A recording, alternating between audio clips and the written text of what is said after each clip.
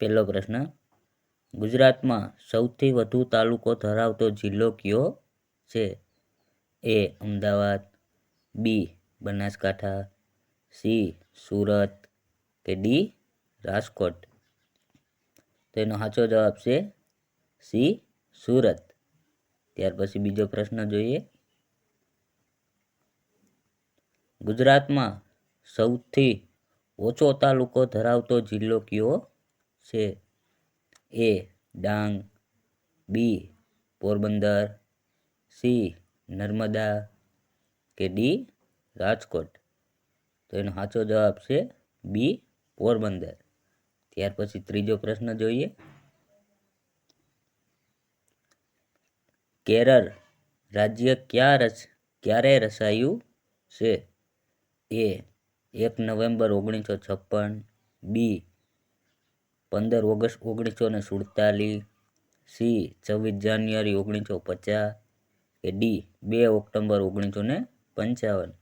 તો ક્યારે સ્થપાયું? 1 નવેમ્બર 1956માં. ત્યાર પછી ચોથો પ્રશ્ન જોઈએ. કેરળનો પ્રખ્યાત તહેવાર ઓણમ કયા રાજા સાથે જોડાયેલો છે? એ અશોક, બી મહાબલી, સી હર્ષવર્ધન કે ડી ચંદ્રગુપ્ત? તેનો સાચો જવાબ છે બી મહાબલી.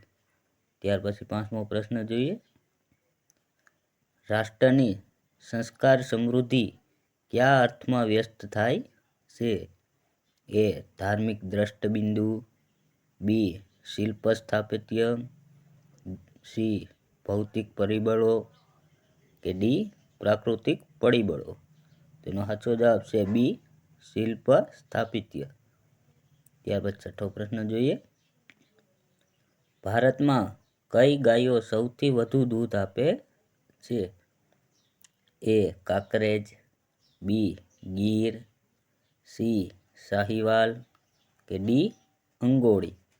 તો એનો સાચો જવાબ છે સી સાહીવાલ. ખાલી ગુજરાતનું હોય તો એમાં ગીર આવે. ત્યાર પછી સાતમો પ્રશ્ન જોઈએ. ભારતના પ્રથમ મ્યુઝિક રોડનું ઉદ્ઘાટન કયા શહેરમાં કરવામાં આવ્યું છે? એ મુંબઈ, બી સુરત, સી બેંગ્લોર કે ડી કલકત્તા? તો એનો સાચો જવાબ છે એ મુંબઈમાં કરવામાં આવ્યું. ત્યાર પછી આઠમો પ્રશ્ન જોઈએ.